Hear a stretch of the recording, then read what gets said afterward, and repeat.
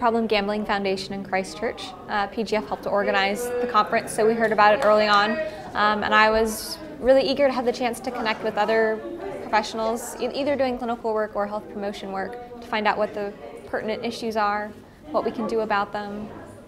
where we're headed. I'm giving a presentation about the earthquake in Christchurch, the expectations that we had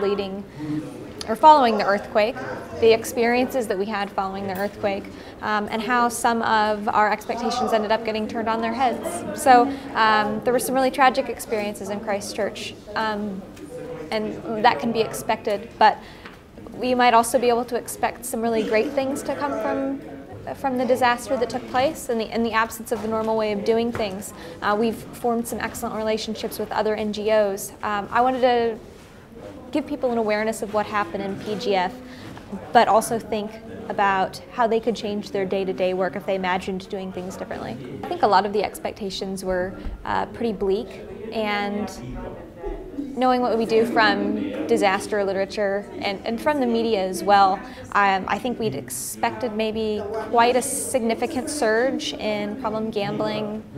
service, people showing up for service immediately following the earthquake, and that didn't quite take place.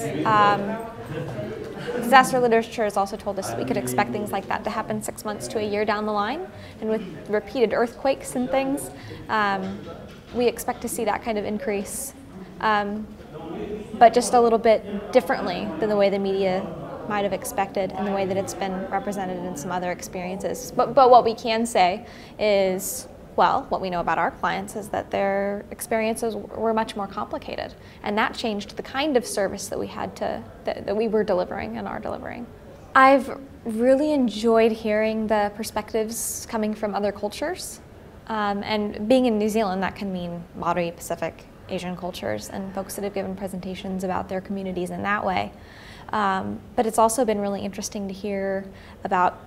people from Germany who live in Australia now and what their experiences are. I think all of us coming together like this, people are much more reflective about the environment where we're living and working, and it's really opened people up to thinking outside the square.